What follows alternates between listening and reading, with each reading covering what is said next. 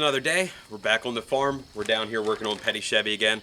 In today's episode, we're probably going to work on taking the wheels off, get a little more in-depth mechanical inspection of everything that needs to be done on the vehicle, check over the brakes. There's some brake lines I want to fix. I want to get the fuel cell pulled out. I want to make sure to get the battery pulled out too, see if I can't get it on a tender and get that fixed up. Maybe we'll try and crank it over a little bit just to see if it'll turn. Got a lot more goodies with me. Gonna load these out in the shop and then we're gonna go ahead and get started. I've got my tools out. I'm doing a quick inventory of the things that I have that I had planned for today. I brought myself some brake line bending tools because I planned on making some brake line. I've also got a brake caliper piston press so that we can get the caliper pistons pushed back. Make sure that they're not stuck or anything like that. Couple of wire brushes in case there's anything that I need to clean up. There's also some hole saws. I don't need them today. I'm not planning on putting holes in the body, but just another thing to bring over.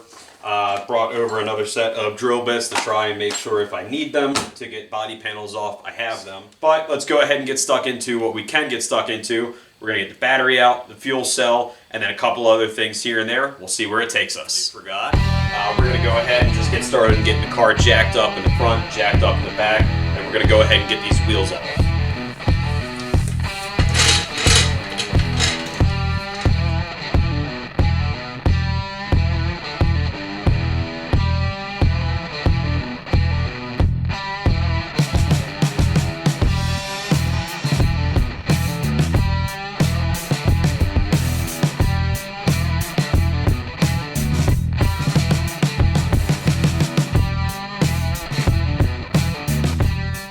What you can't see here is that all I was really doing was jacking up the front of the car, getting the jack stands underneath, and getting everything set so that I can move on for the rest of the day.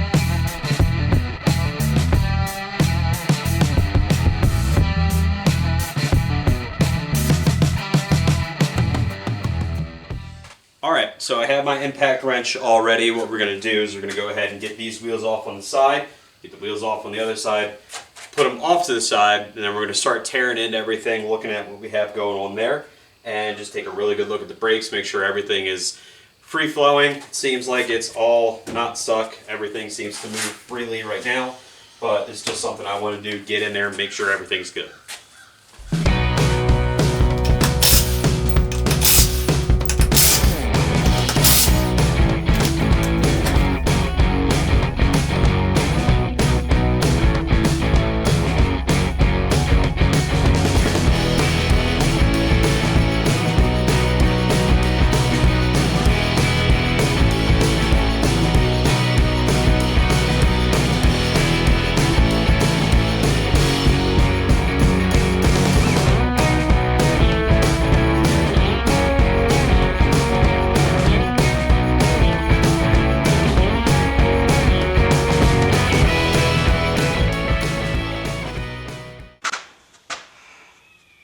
I love having an electric impact wrench.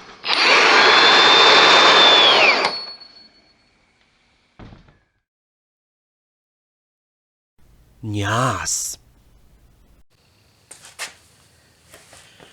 Now that we've got the wheels off, we're going to take a closer inspection of everything. We're going to start with this back drum here on the passenger side. Then I'm going to move up to the front, kind of just work my way around. Way I'm going to get this drum off is just give it a little tap with a hammer right here on the inside. Hopefully that'll free up anything. Seems like it's moving freely enough, so I don't really think I'm going to have too many issues. Didn't even need to tap it.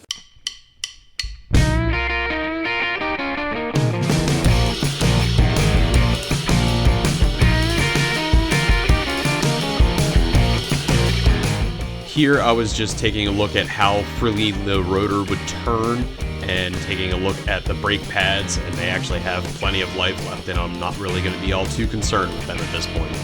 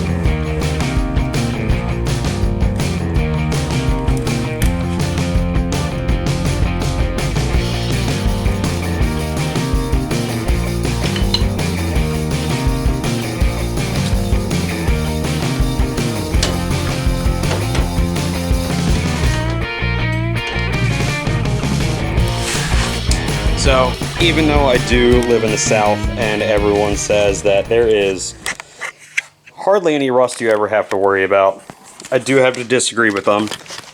It depends on how long this car had really been sitting. The rotors don't look bad. They've got a little bit of pitting in them. I don't think I'd have any problem machining that out of them. However, what does concern me is the fittings here on the caliper. I don't have any WD-40 with me, so I'm not going to be able to spray these down with any kind of penetrant to make sure that they're not going to strip. I do have the proper brake line fitting tools, the proper brake wrenches to get those out. However, right now I don't have that fluid with me, so what I'm going to focus on is a couple of things that I'm discovering.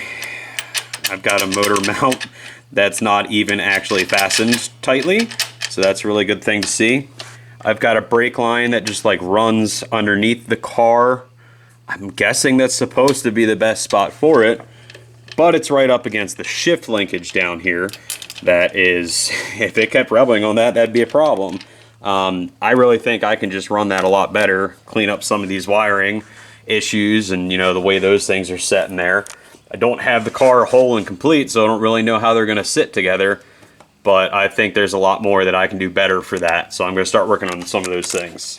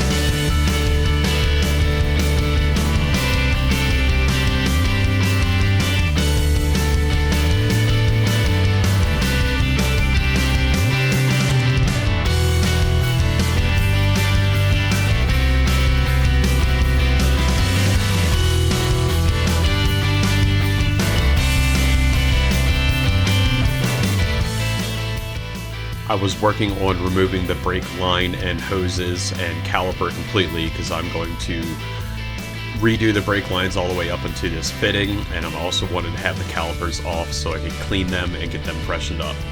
I'm going to do this on both sides of the car.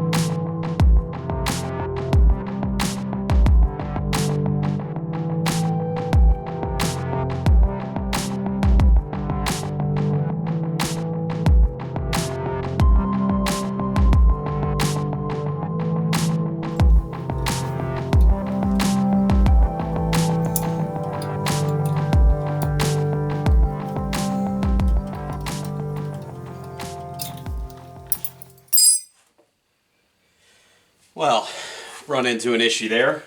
We had a 3/8 brake fitting on the passenger side, and double checked on this side. It wasn't 3/8, it was 10 millimeter.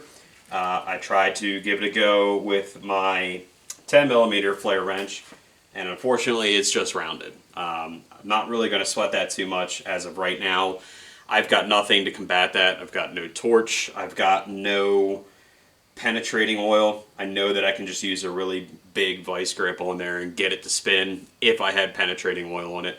However, I think I'm just going to move on. I'm going to get to everything else, see what everything else turns into. Hopefully I won't have such an issue on the back side of everything, because the brake lines on the back is really what I'm concerned with. The way that they're ran, I'm just not happy with it. I'm not happy with the way the lines are ran up here either.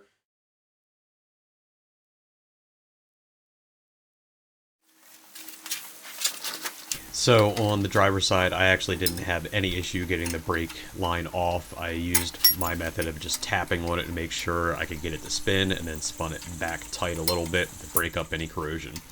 After that, everything went perfectly fine on this side, and I didn't have any other issues with this brake fitting at all.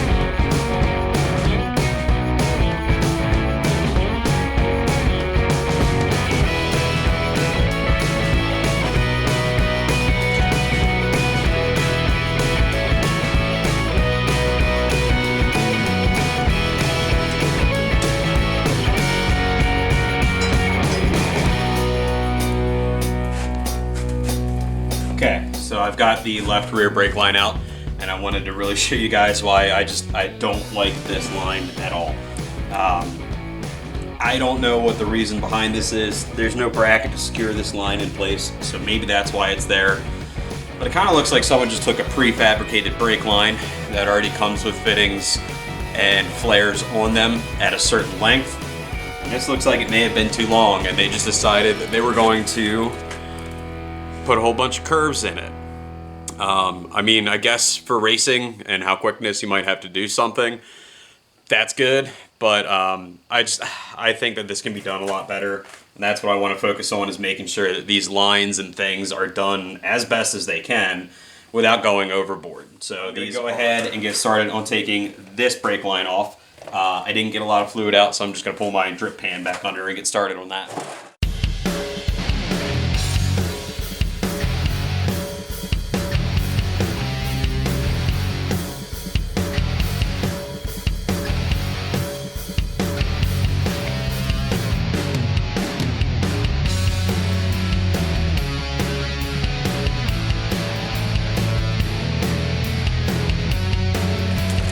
So we've moved over to the back of the car now. Another thing on my list of things to do today is to get this fuel cell out. All I got to do is get this strap off of there, and then that way I can pull that fuel cell out, start checking it over.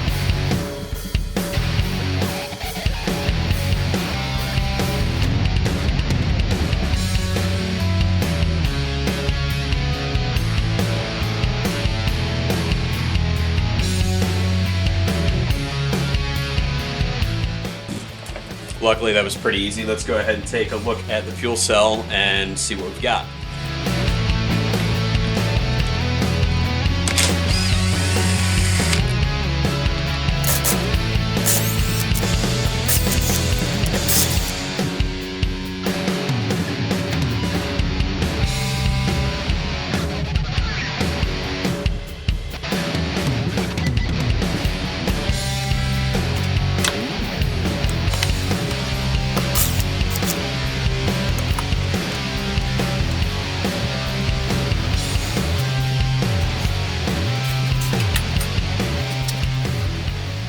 Found there were two different fuel baffles inside of this fuel cell. At this point, I was just working on getting them both out of there so I could clean out the fuel cell.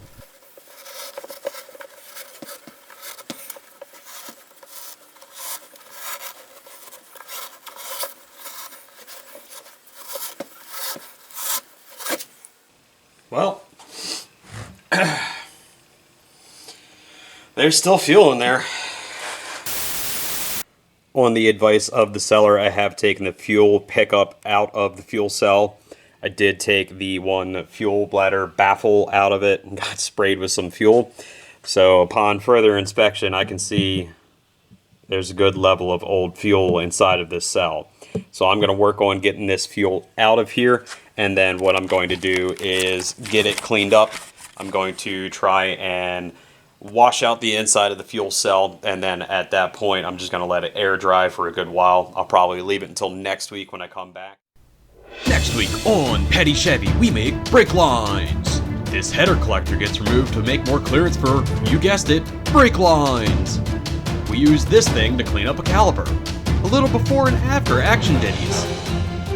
A mysterious character named Vegeta shows up and he's ready for battle. Hey, wait a minute. Whoa. What are we doing here? What's going on? Well, you know, I kind of thought that it had a little bit of a Dragon Ball Z feel. And well, screw Dragon Ball Z. We don't want to get sued. Make a fun outro. I mean, just stick to the editing, please. You're almost done. Always hindering the artistic process.